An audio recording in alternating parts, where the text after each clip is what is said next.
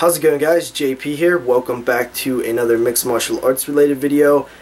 As you guys who have seen my last three videos, my UFC 1, 2, and 3 review, know that I am going on a journey through the history of mixed martial arts. What better place to start than the UFC, which, you know, kind of revolutionized mixed martial arts, kind of threw it into the mainstream.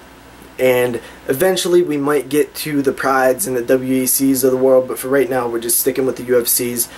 And I am doing this because I want to become more knowledgeable as a fan. I want to see where the sport that I love, my favorite sport, where it originated, all the fighters who you know, came and went throughout time and history, see the technique and skill evolve. And really, I just want to become more knowledgeable. And doing that, we are starting from the very beginning, and we are currently on UFC number 4, which took place December 16th, 1994. And this one is kind of a notable event for a few different reasons. One reason is the first event that features Dan Severn, and kind of when we see that, you know, hardcore wrestling enter the UFC, you know, that straight wrestling base. So yeah, this event was also subtitled Revenge of the Warriors. We have some alternate bouts that took place unaired. We have some returning fighters. One in the alternate bout, the very first alternate bout, we have Joe Charles defeating Kevin Rozier, who fought in UFC 1 via submission armbar. Then we have Marcus Bassett versus Eldo Diaz Xavier, who loses by KO by Marcus Bassett. So one of these guys do end up being used as an alternate, so you know, it's a good thing that they had these alternate fights take place to kind of balance out the fatigue issues. They learned from UFC 3 that it's not really fair to put a guy fresh against a guy who's not so fresh. Then we move to the actual quarterfinal bouts. There was one more alternate type bout, but it actually aired later during the main pay-per-view card. So the quarterfinals, we have Royce Gracie versus Ron Van Cliff. Now, Ron Van Cliff is an interesting fighter because he is 51 years old, and I believe that still makes him the oldest fighter to ever fight in the octagon. This fight kind of goes how you maybe would expect it. Royce Gracie eventually gets on top of Ron Van Cliff and delivers some nasty strikes, which we're not used to really seeing from Royce. He starts elbowing him in like the back of the spine, neck area, which looks very painful and very dangerous, and, you know, kind of wrong. Then we see him, you know, delivering these open palm strikes to the side of the head, the back of the head, and really just kind of beating the guy up, and eventually does sink in the rear naked choke when he gets a hold of Ron Van Cliff's back, and that sends him to the semifinals. So Royce Gracie moves on to the semifinals. The second quarterfinal bout is Keith Hackney, yes, Keith Hackney, versus Joe Sun. Now, Keith Hackney fought in the previous UFC. He beat Manuel Yarborough. He had to withdraw due to, I believe he had some issues with his hands, because he did, you know, punch the hell out of Emmanuel on the back of the head, you know, hard parts of the skull. It looked like his hands were going to be pretty damaged after that fight. So he fights Joe Sun. Now, Joe Sun is also another interesting person because he is the guy who was with Chemo in UFC 3. He was kind of the manager. He was a little bit shorter, but these guys are both very bizarre. Chemo and Joe Sun, this weird religious idea mixed with martial arts. It just is an odd thing to see. So of course, Joe Sun comes out with the cross. He's a bit shorter. I believe he's around 5'4", if I'm not mistaken. He fights Keith Hackney. You know, Joe Sun. This fight's pretty memorable because Keith Hackney is kind of in a weird position and just starts punching the hell out of Joe Sun's groin, you know, punching him in the balls. And it's a very memorable image, you know, very painful image that I remember seeing. and clips on YouTube and stuff. It's just a little ridiculous. Eventually chokes him out by kind of sticking his fingers in the guy's throat, and Joe Son eventually taps out. Yeah, so Keith Hackney moves on. Maybe not the most honorable way to win the fight, but it's a win. After that, we have the third quarterfinal bout, and that is Steve Jenham, returning champion. He was the alternate that fought in UFC 3 and won the whole thing. So a lot of people felt like he really needed to prove himself here, which he kind of does. He fights Melton Bowen, who is kind of a boxer guy.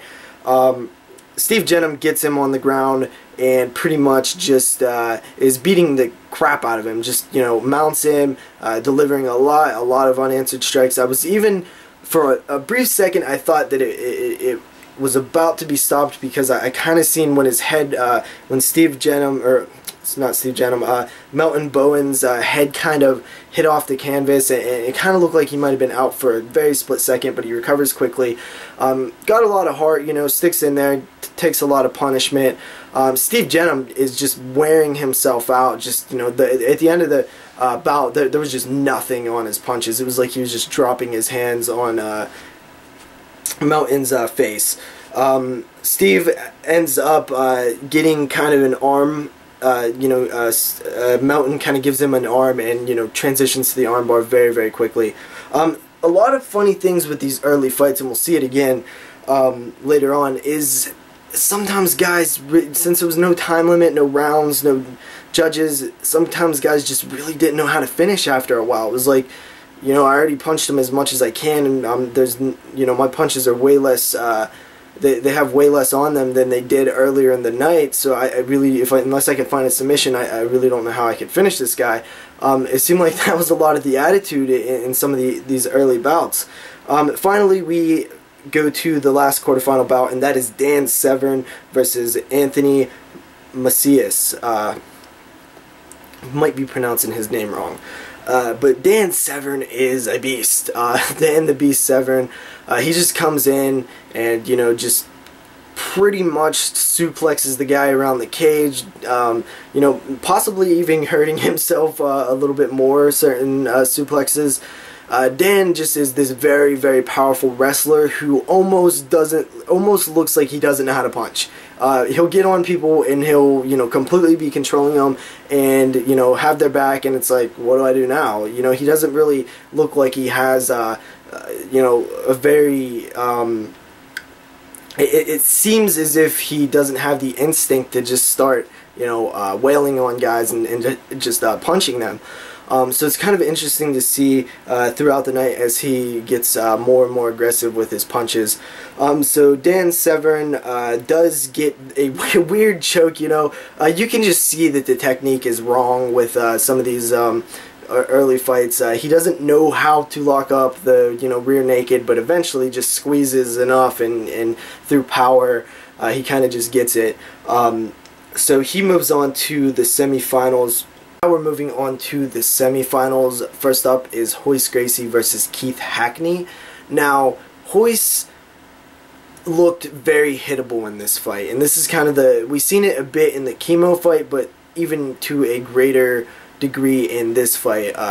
Keith is landing some shots on Royce, some solid shots. To be fair, Royce does land a lot of knees in the clinch, some solid knees in the clinch, which is decent to see considering we haven't seen a whole lot of knees and elbows and stuff from Royce until UFC 4. So basically what happens is Royce eventually pulls guard, and Keith Hackney is on top and does deliver some punches, but it's only a matter of time before Royce Gracie eventually gets a hold of an arm and wins the fight via armbar. Then we have the second semifinal match, which is actually an alternate. We have Dan Severn, who was supposed to fight Steve Jenham, but as soon as you see Steve Jenham's fight, you know that he's not continuing when there was absolutely nothing on the end of his punches towards the end of his bout. You just know that the alternate's going to step in, and our alternate is Marcus Bassett, and he actually lands quite a nice body shot on Severn at the beginning of the bout, and then kind of does a spinning knee almost that kind of clips Severn a bit, but I don't think it really hurt him too much. Dan eventually gets on top, does get them out, and actually wins by a mounted arm triangle. So that was kind of an interesting win from Dan Severn. And then we finally move to the finals, which is Royce Gracie versus Dan Severn. And this bout isn't really that entertaining. Maybe if you watch it the first time, I already knew the outcome of this one, so the suspense was gone. Maybe if you didn't know who was going to win, it might have been a bit more glorious when you finally see the end. Pretty much Dan gets on top of Royce and just kind of punishes him a bit, but it's a lot of just holding him. It's a very long bout. I think it's about 15 minutes long, and it's just mainly Severn on top of Royce, delivering, different punches, and I believe there were some headbutts in there. Nothing like, super powerful.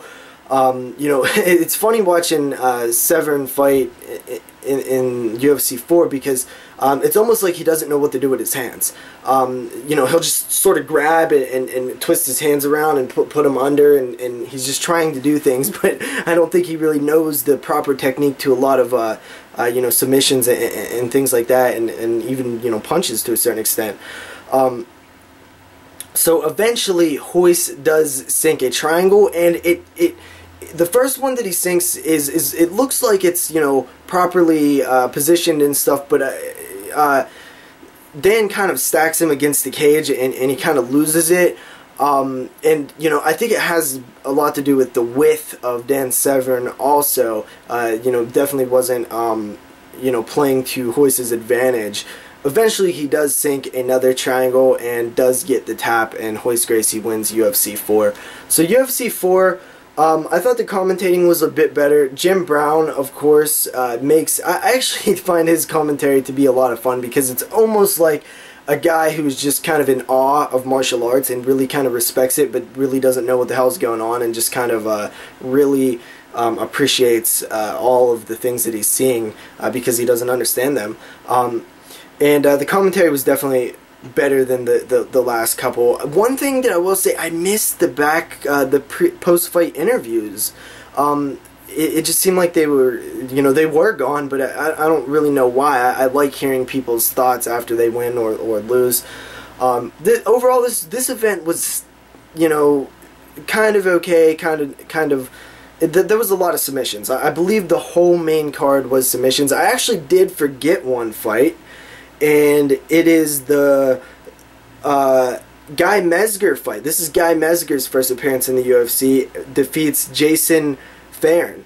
And this one was actually right before, it was like the co-main event. It was right before the main event.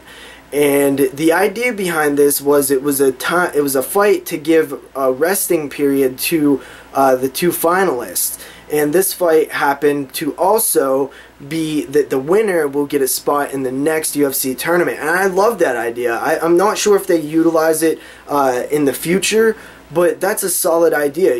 Give the people time to rest, and you get to see who's going to be the first entrant in the next UFC event.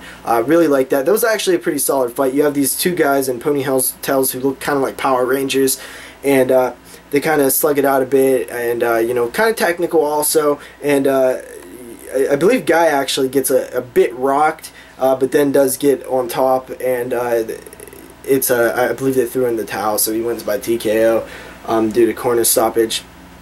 So yeah. So all the main, tournament fights, I believe, were all submission, and then you had that one TKO in the prelims, and then you had another one in the co-main event spot.